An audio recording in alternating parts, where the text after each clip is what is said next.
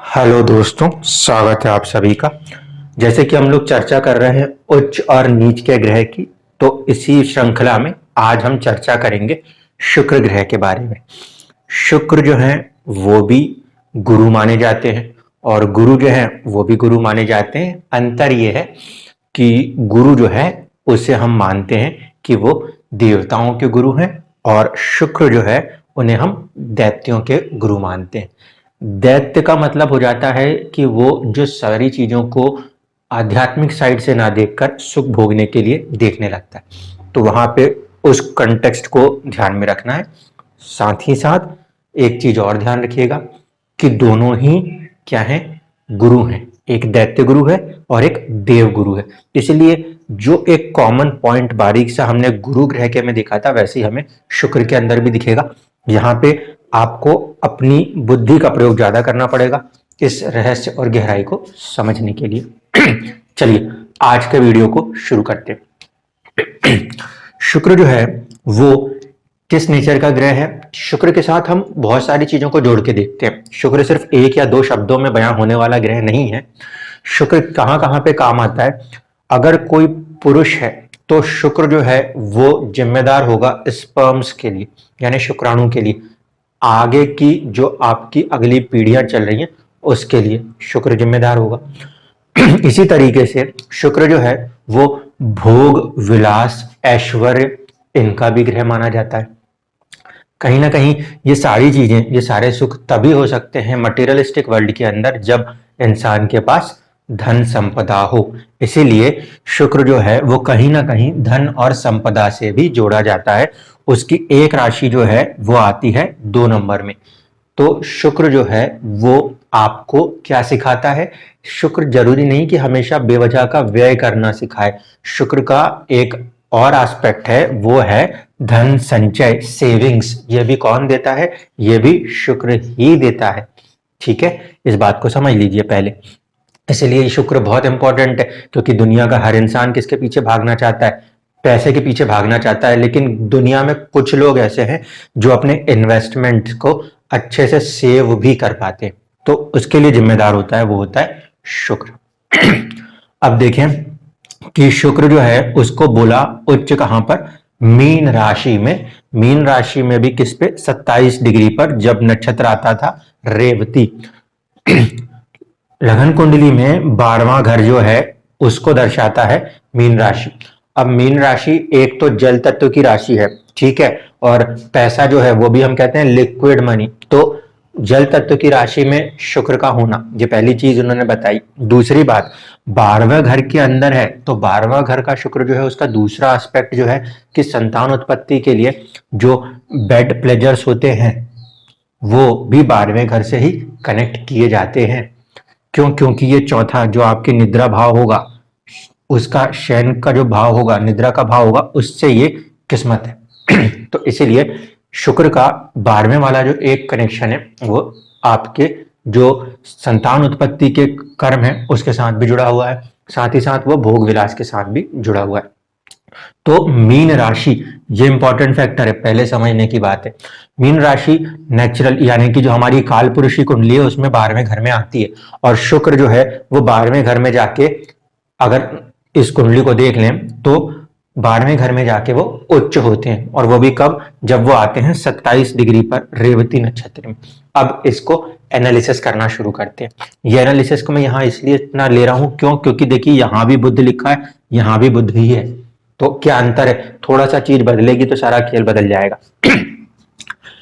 Mean राशि जो है वो पूरी तरह से गुरु के अधीन है। गुरु का एक काम जो है वो है 9 नंबर की राशि का अधिपत्य और दूसरा 12 नंबर की राशि। गुरु की 12 नंबर की राशि जो है वो गुरु के लिए नेगेटिव है, ठीक है। गुरु की 12 नंबर की राशि जो है वो उसके लिए नेगेटिव है, और गुरु की 9 नंबर की राशि जो है वो पॉजिटिव है। 9 नंबर की राशि में गुरु जो है वो पूरी तरीके से बात करते हैं किसकी? ज्ञान की, धर्म के हर ज्ञान की। लेकिन 12 नंबर में गुरु की बात करते हैं, वो बात करते हैं धर्म के, ज्ञान के, सुख की। धर्म के यहां से देखेंगे तो चौथा है, यानी कि जो धर्म का वो ज्ञान देते हैं वो उसके सुख की बात करते हैं, वो होता है आपका 12वां घर या 12 नंबर की राशि। तो जब धर्म के ज्ञान का सुख क्या है? धर्म के ज्ञान का सुख क्या है? भाई जब भी कोई धार्मिक अनुष्ठान होते हैं तो वहां पे हमेशा क्या होता है? चैरिटी होती है। Charity, 12th house charity NGOs, ठीक है। तो कहीं ना कहीं जो चैरिटी है, जो हम दान दक्षिणा की बात करते हैं, उसमें हमारे को धन और संपदा ही लोग दान करते थे। इसीलिए गुरु का जो नेगेटिव राशि है वो बताता है कि कैसे अपने ज्ञान को, कैसे अपने ज्ञान को, हायर नॉलेज है ये, अपने हायर नॉलेज की हैप्पीनेस को यूटिलाइज करना है। एक तरफ से गुरु जो है वो फाइनेंस, अकाउंटिंग, इन सब के लिए भी कहीं ना कहीं कारक होते हैं, बैंकिंग के भी कारक होते हैं। तो कहीं ना कहीं पैसे का जो ज्ञान है, पैसे का जो ज्ञान है उसका सुख, पैसे का जो ज्ञान है उसका सुख भोगने का तरीका जो है वो 12वां भाव। इसीलिए जब शुक्र जो है, जो धन के एक्चुअल प्लेनेट माने जाएंगे, ऐश्वर्य के, भोग के, वो जब इस राशि में जाएंगे तो वो पूरी सराउंडिंग एनवायरनमेंट क्या है? सराउंडिंग एनवायरनमेंट ये कह रही है कि इंसान को पता है कि मुझे अपने ज्ञान का, मेरे को जो नॉलेज है उसका सुख कैसे भोगना है, और अपने जो सेविंग्स हैं, अपनी जो अर्निंग्स हैं, अपनी जो मनी है उसको कैसे बैलेंस करना है। क्या क्या चीजें चाहिए ऐसे चीज में? पहली चीज चाहिए कि आपके पास पूरा एक डेप्थ नॉलेज होना चाहिए। डेप्थ नॉलेज होगा तो आप जानते होगे किस समय कहाँ पे क्या टूल यूज करना है। टूल यूज करने से मेरा मतलब कि जब हम कोई सब्जेक्ट पढ़ते हैं तो हम उसके अंदर बहुत सारी चीजों को पढ़ते हैं, बारीकियों को पढ़ते हैं, फिर जब समय आता है तो जो इसकी जरूरत होती है वो वाली बारीकी लगाते हैं। फिर इसके अंदर आप बहुत सारी चीजें पढ़ते हो, जब जरूरत पड़ती है तो फ्रिक्शन लगाना है, जब जरूरत ना पड़े वहां पे फ्रिक्शन को हटा के कोई दूसरी चीज लगानी है।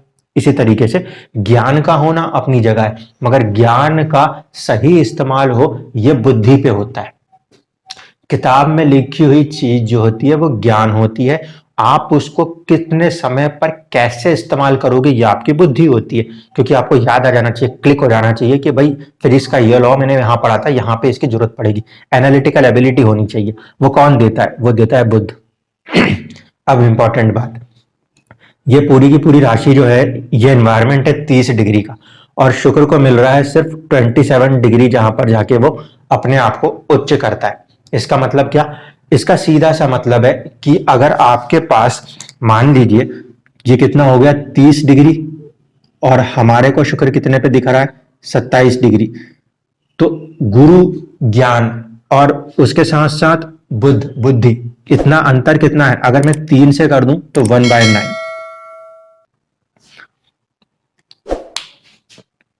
3 से मैंने अगर डिवाइड करने की कोशिश की, सॉरी, 10/9, 10/9, यानी कि एक अनुपात आपको चाहिए कि जो आपका ज्ञान है, जो आपका ज्ञान है उससे थोड़ा सा ही कम करके अपनी बुद्धि को चला दे। जो आपका ज्ञान है उससे थोड़ा सा कम करके अपनी बुद्धि को चला दे, तो वहां पे वो लोग बहुत बेहतरीन इन्वेस्टमेंट्स कर पाते हैं मनी मैटर्स के अंदर। और इसीलिए उस कंडीशन में शुक्र जो है वो हर तरह का भोग, हर तरह का ऐश्वर्य प्रदान करता है। क्यों? क्योंकि गुरु ज्ञान है और बुद्ध बुद्धि है।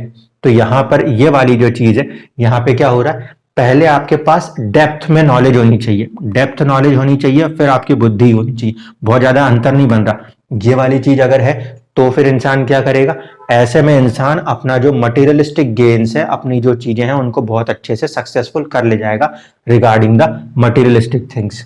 ये बात अपने को यहां समझ में आती है जब अपन शुक्र को उच्च का समझते हैं। तो शुक्र उच्च का ये वाला ज्ञान दे रहा है कि आपके पास गुरु का समर्थन होना चाहिए और आपकी बुद्धि होनी चाहिए। गुरु का समर्थन थोड़ा ज्यादा होगा और आपकी बुद्धि होगी। And this is what stock market के अंदर भी यही लोग ज्यादा हाई हिट करते हैं, जिनका गुरु प्रबल हो, जिनकी फंडामेंटल नॉलेज बहुत स्ट्रांग होती है उस फील्ड की, और जरा से समय पर वो क्लिक करते हैं, बुद्धि को सेकंडों में क्लिक होती है, और जैसे ये क्लिक होती है दे makes millions and billions in their life.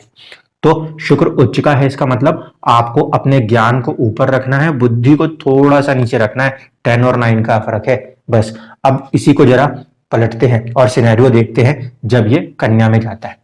जब ये कन्या में जाता है तो कन्या में क्या है? बुद्ध कैसा ग्रह है? बुद्ध एनालिटिकल कैपेसिटी है। एनालिटिकल कैपेसिटी में क्या है? बहुत ज्यादा ही कैलकुलेटिव है, बहुत ज्यादा ही दिमाग चल रहा है, हद से ज्यादा दिमाग चल रहा है। जहां रिक्वायरमेंट नहीं है वहां भी दिमाग चल रहा है। ये है बुद्ध। क्यों? क्योंकि उसका काम ही है बहुत तेजी से चलना, बहुत तेजी से कैलकुलेशन देना। राशि कैसी है? राशि है कन्या, राशि है स्टेबल। स्टेबल राशि मतलब बहुत एक निर्णायक तरीके पे वो कैलकुलेशंस को लाके देगा, हवा में कोई कैलकुलेशन देगा नहीं वो। ऐसी कंडीशन में अगर आपकी बुद्धि बहुत ज्यादा कैलकुलेटिव हो रही है और सामने की चीजें बहुत तेजी से बदल रही है, तो उसमें आप गेन्स नहीं निकाल पाते।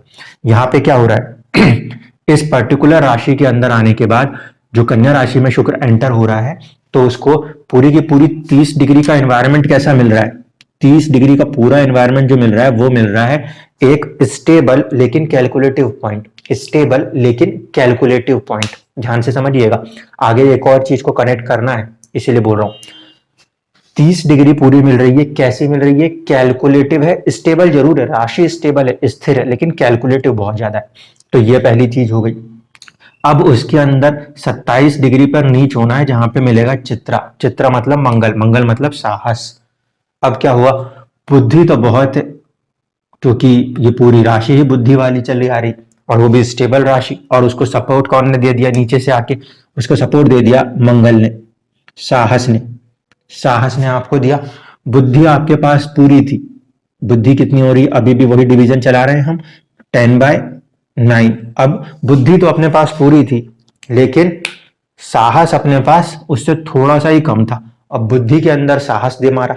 जैसे ही बुद्धि को साहस दिया तो ज्ञान तो था नहीं, ज्ञान था नहीं, बुद्धि जरूर थी। और बुद्धि को किसने हिट किया है? साहस ने।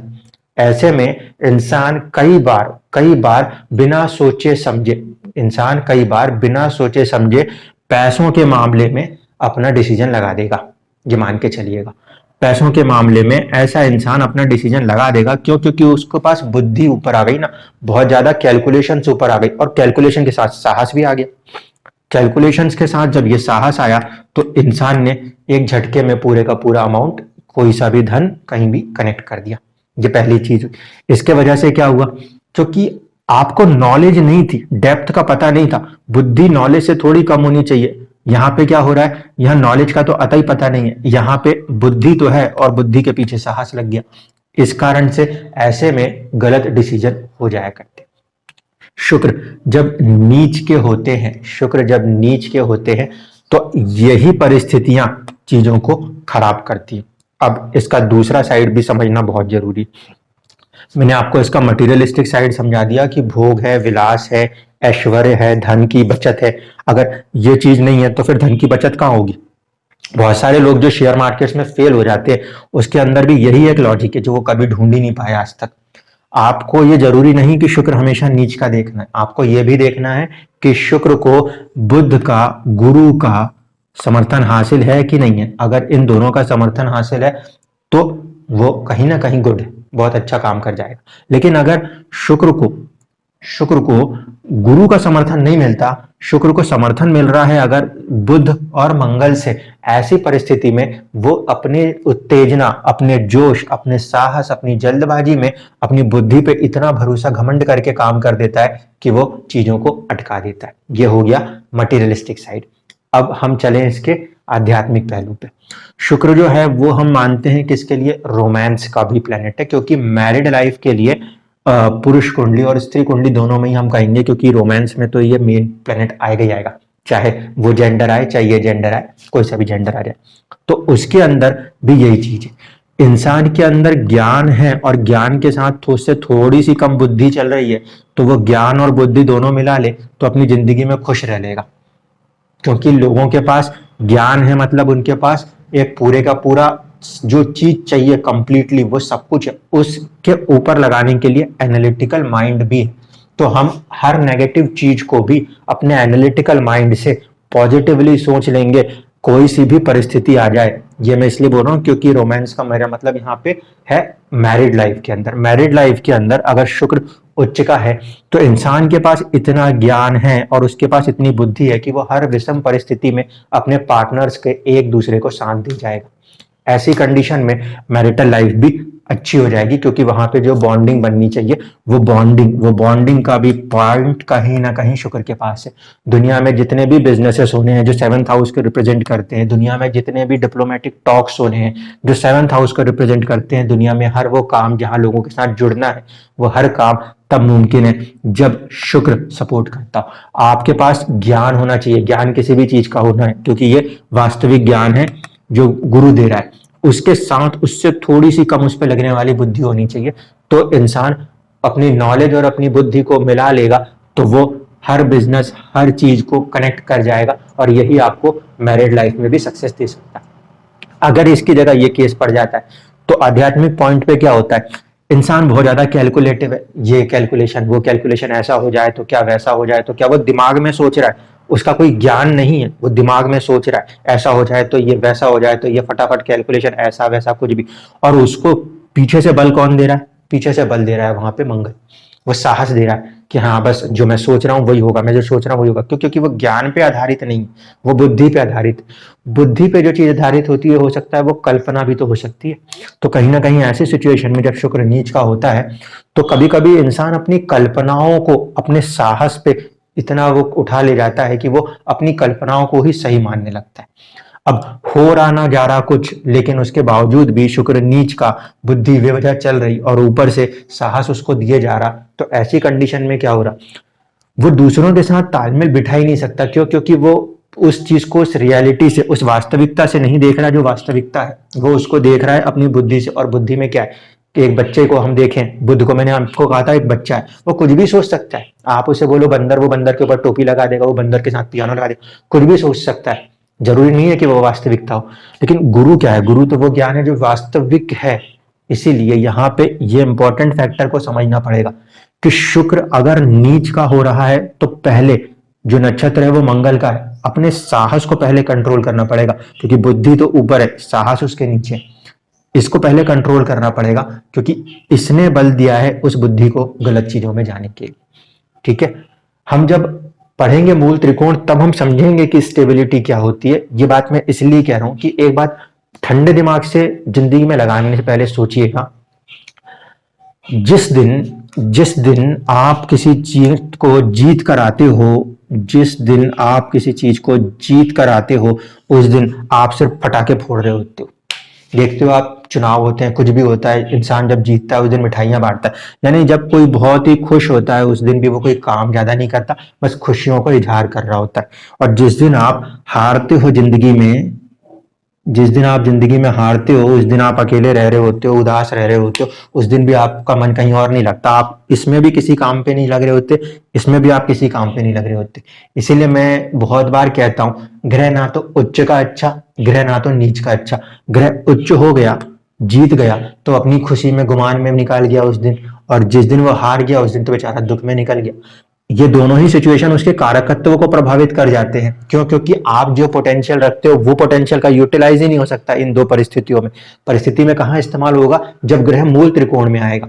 तो एक्चुअल जो उपाय होंगे ना, वो हम मूल त्रिकोण से ही निकाल के लेकर आएंगे कि ग्रह का मूल त्रिकोण कहता है ये है बैलेंस स्टेट। आपने सारी दुनिया में हर चीज पढ़ी, मगर एक ही कॉमन फैक्टर पढ़ा, वो ये कहता था कि कोई भी चीज, कोई भी रिएक्शन हो, कोई भी चीज हो, उसका एक्शन का रिएक्शन होके उसे करता क्या है? बैलेंस। चाहे आप फिजिक्स पढ़ते हो, चाहे आप केमिस्ट्री पढ़ लो, चाहे आप बायोलॉजी पढ़ लो, चाहे आप मैथ्स पढ़ लो, everything, even the equations need to be balance. This is why the मूल त्रिकोण की राशि का जो कंसेप्ट आएगा वो बताएगा कि किसी ग्रह को बैलेंस कैसे करना है। ग्रह उच्च का है, जीत का है, तो वो इतना खुश है कि अपने ही फैक्टर में, अपने आप के गुमान में है, हार गया तो अपने दुख में है, अपने ही बिल्कुल डाउनफॉल में है। ये चीजों को हमें ध्यान रखना है। यहाँ पे इसको समझना चाहते हैं तो भी आराम से समझ लीजिए। जब ये सेकंड हाउस का लॉर्ड कहाँ जाता है?